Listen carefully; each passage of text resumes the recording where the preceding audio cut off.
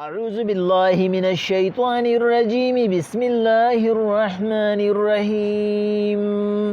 ولو اتبع الحق أهواءهم كچرتا بیش حق د خواهشات ردی لفسدت السماوات والأرض نظام بخراب شي د اسمانونو او د ځمکې ومن فيهن او سجر دی په مابین کې دي بل آتیناهم بذکرهم بلکې منګ لیګو دي ته نصیحت خپل احکامات خپل قانون خپل فهم عن ذکرهم معرضون دي زمنګ په احکاماتو باندې ځان نه غرض کی ام تسألهم حرجن یا ای پیغمبر علیہ السلام تر دین تنخوا غواړي فخراج ربک خیر ورکړه در رب ستا ډیره بهتره د دنیا نه وهو خیر الرازقین هغه غوره ورکوونکی دی وإنك لتدعوهم إلى صراط مستقيم حضور بشک تبلیدی نیغ لارتا وإن الذين لا يؤمنون بالآخرة او هاغه کسان چې آخرتي نشته په قیامت باندې عن الصراط لناكبون د نیغ لارې نه تختی او ډډه کوي ولو رحمناهم کچری منګ پدی باندې رحم کو وکشفنا ما بهم من ضر او د دین امتحانات او تکلیفونه لري کو لجو ندی بخون غختی شي دی بخگیر شي د دین بخ چا پیر شي فی تعیانهم سرکشیخ پلا یعمهون چې دی بپکی وهم تورسی پریشان بشي ولقد اخذناهم بالعذاب او کله چې موږ دی اونیسو په عذاب فلسرا فمستكانوا لربهم نو ندی چې د خپل رب ته وما يدرعون زاری فریادو کی حتى تردی پوری اذا فتحنا عليهم بابا ذا عذاب شديد چې موږ کولو په دی باندې هغه دروازې د اسمان د سخت عذاب سره اذا هم فيه مبلسون بیا دی د هغې په خاتمې باندې نا امید ای چې دا به زموږ نه څنګه لر کېږي الله پاک فرمایي پیغمبر علیه السلام ما چې کائنات جوړ کړی دی نه دی کائنات څه اصول دي دا کائنات په مفروضو باندې نه دی جوړ چې موږ وایو مثلا داسې فار ایگزامپل داسې او هغسې الله وینا ما چې کوم یو کار کړی دی نو په هغې کې فضول څیز نشته ما کائنات ټول د کار جوړ کړی دی او د ټول کائنات یو ځان له خپل اصول دي نو الله وایي که زما د اصولو دی خلاف ورزي کوي چې موږ د دین مسلې هغه د خپلو خواهشاتو تابع کړو هغه څیزونه چې په هغې کې موږ ته فایده را ظاهري هغه څیزونه چې ظاهري ته ورباندې هغه زموږ ترقي مخکې بوځي موږ وایو دا خبره زموږ ده چې دا صحیح ده او دا دین چې کومه خبره کړې ده نو قرآن خو چې د څوارلس نیم سوه کاله مخکې تیر شوی دی د نن سبا د حالاتو سره کوم ځای جوړ راځي نن سبا داسې نوي خلک راوتېری چې هغې وایي قرآن خو ډېر پخوا تیر شوی دی د نن سبا د حالاتو سره د دې کوم ځای جوړ راځي او مولانو چې کوم دی نه هغې نوې تعلیم کړی نه دی هغې د انګریز تعلیم حاصل کړی نه دی حالانکې کوم عالم چې ته وینې نه ګورې هغه PhD کړي نن سبا هغه عالمان نری پاتې هر یو عالم د خپل دور سره تعلیم یافته و هغه په دنیا کې او که په اخروي امورو کې نن سبا PhD پکار دی نن سبا چې ته کوم سکالر ګورې نه هغه به ستا PhD هغه د نوې څیزونو نه خبردار دی او دا نوې چې کوم دا روشن خیاله خلک دی هغې څه وایي هغې وایي د دې د اصول چې دي بایي که ته سود نه کوې لکه پاکستان کې سودي نظام دی هغې وایي که چېرې ته سود نه کوې نو ته به روزګار څنګه چلې لکه د شعیب علیه السلام دوره شعیب علیه السلام قوم وي چې موږ درانه نه الو سپک نه خرڅو نو ګټه د کوم ځای نه راله شعیب علیه السلام ورته وایي ګټه په دې کې نه ده ګټه ستا په نیت کې ده چې ستا نیت صفایي الله پاک به تعالی په هغې کې ګټه درکوي چې ته په اصولو کار کوې هغې به وي ته موږ ته ښکلې طریقه ښیې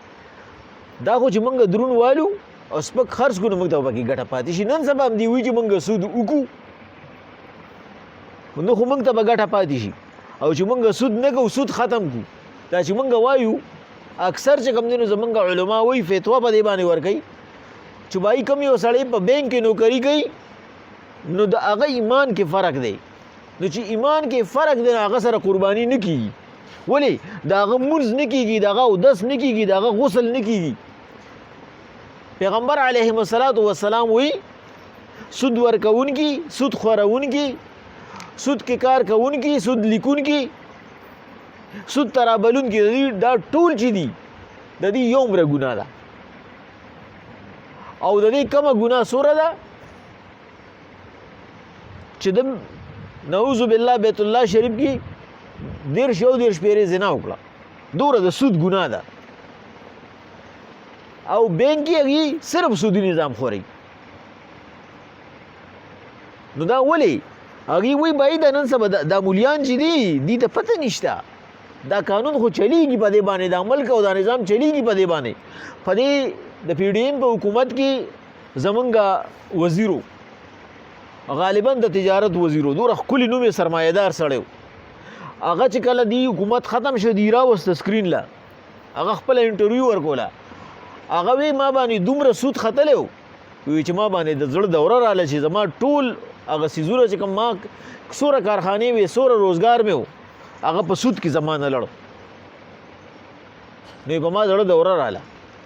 ځکه چې اره ادارې والا براتله او بیا به زما پراپرټي هغه نیلام کوله. نو ما الله سره وعده وکړه چې خدای پاکه کچری دیني د دین اخلاص شو مزه به هیڅ چری سود رقم او زما اوس ما په پاکستان کې په 3 نمبر وی اوس زما دومره چې کم دین پراپرټي ده خو زه بالکل سود نه کوم، مال ټول ادارې راځي خو زه سود نه کوم. وی د سود روزګار کوم نه وي، زما غیر روزګار چې کم دین په لګه موده کې راوګرځیدو او په درې چند او په څلور چند شو. ولی الله وعده کړی ده، الله وی ويربي الصدقات صدقولا، د صدقه کومه ده؟ صدقه چې کوم دی حلال رزق دی، هغه لزو ترکی ورکوم او سود هغه زه ختموم، هغه د سر نه در کوم. نو الله با ګوي پیغمبر علیه الصلاۃ والسلام دا خلق دی دین د ځان تابع کوي، نو که دین د ځان تابع کو نو لفسدت السماوات والارض، فساد براشي پاسمانونو او پزمکه کې. څنګه چې د الله قانون کې دی ګوتې وای نه الله بدی سره خیر وکي، دي ته ډېر غټ مشکلات جوړ شي او هغه مشکلاتونه بدی بیا خلاصېدل نی. ولی چې کوم فطری قانون دی فطری قانون نه دی بار لړ ومن فیهن او سچ د زمکه او د اسمان ترمنځ لري چې مخلوقات دي، مخلوقات دا مسله جوړ شي. الله وی بل اتیناهم بذکرهم، بلکې موږ دي ته را لېږو نصیحت، دي چې کله په داسې کارونو کې هغه گیر شي نو موږ دي ته نصیحت راولېږو، فهم عن ذکرهم معرضون. خودی زمونږ د هغه نصیحت نه مخ اړوي، ولې به یې ګرې فایده نه. وختي مې واتس اپ باندې یو ډېر ښکلی پوسټ ولید، ډېر مزېدار او ډېر خوښ مې شو. هغې وی یو داسې عجیبه نظام دی د پاکستان، وی چې د مصر فرعون چې د خدای دعوې کړې وه او د مرګ نه پس هم هغه د مصر د خلکو دپاره ګټه کوي. هلته پروت دی خلک ایزي تماشول او په هغې باندې د دنیا پیسې چې کم دی نو هغوی ته میلاویږي. او زمونږ فرعونیان چې کم دي نه هغه زمونږ نه ټیکس هم ملي او زمونږ زکات هم خوري، زکات پې نه کېږي، زمونږ نه په زوره کټ کې خوري. د پاکستان داسې یو نظام دی، ولې د الله پاک د اصول خلاف دی. ام تسألهم حرجا فحراج ربک خیر، حضور دی خو ستانه داسې یره کوي، داسې تختی، داسې ستا د محفل پرېږدي لکه چې تا په دې باندې فیس مقرر کړي، لکه چې ته د دې نه د دې پیسې هلې. نو ای خلکو وورئ د الله له طرف نه ورکړه غوره ده او پیغمبر د الله له طرف نه ملاویږي. وهو خیر الرازقین، الله پاک غوره رزق ورکوونکی دی. وانک لتدعوهم الی صراط مستقیم، الله په خپله باندې تفسیر څنګه کوي چې د پیغمبر چې کوم دی نو هغه الله ورکړه کوي. الله وی پیغمبر صلی الله علیه وسلم ته دې نه منې، ته خو نیغې لارې ته بلنه کې. وان الذین لا یؤمنون بالآخرة عن الصراط لناکبون، او بېشکه هغه کسان چې په آخرت یې یقین نشته، په آخرت یې ایمان نشته، د آخرت دپاره تیاری نه کوي، هغوی د سمې لارې نه ډډه کوي، د سمې لارې نه کږو ته اوړي. ولو رحمناهم وکشفنا ما بهم من ضر، حضور که چېرې دې باندې موږ رحم وکړو، په چا باندې؟ په دې مشرکین مکو باندې چې پیغمبر صلی الله علیه وسلم ورته خیرې کړې وي، خدای پاکه ته په دې قحط راولې، او داسې قحط پرې راغی چې صحابه چې هغه وروستو مسلمانان شو، هغې کې یو صحابي فرمایي وایي زه یو ورځ ایک ته ناست وم، وړو بولو ته ناست وم، نو په هغې کې یو سره سرمند راښکاره شوه چای باندې دغه اوبه لګېدې نو سره سرمند راښکاره شوه نو چې ما هغه ځای ولټو نو وایي هغه چې کوم دی نو یو دغه و دا یو پوټی و د غوښې چې اوچ شوی و بلکل نو ما هغه ووینځه کور ته مې وړو اوړه مې که ویو مې خوړو په دې باندې داسې حالت راغی د پیغمبر صلی الله علیه وسلم د خیرو د لاسه او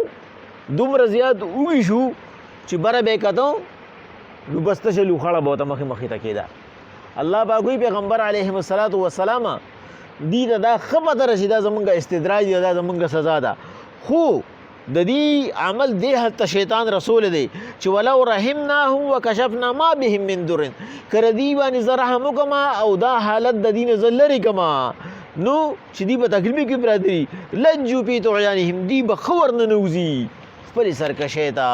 یعمهون چې هغه به وهم جوړ شي به پریشانی شي د دې په ذهن کې دا خبره نه راځي چې دا د الله پاک د قانون د خلاف ورزۍ په وجه ده بلکې دی خپل زده او پښتو اغوستي دي ولقد اخذناهم بالعذاب فما استكانوا لربهم دی موږ راګیر کو په عذاب کې خو نه دي چې دی د خپل رب طرف ته وما يتضرعون زاری فریادو کی دی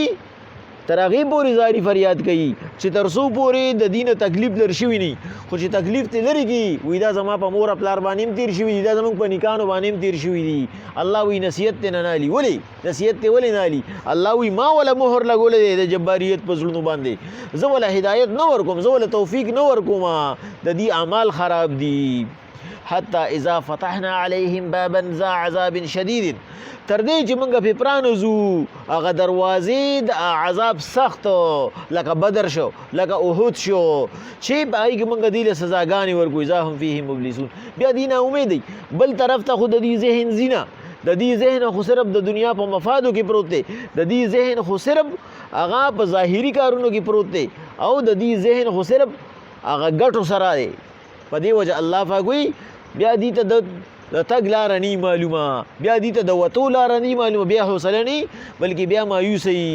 وي څوک به اوس موږ د دې نه وباسي نو الله پاک وایي چې د چا په ما باندې یقین نی نو همیشه هغه په سختو کې مایوسه کي او د چا چې په ما یقیني او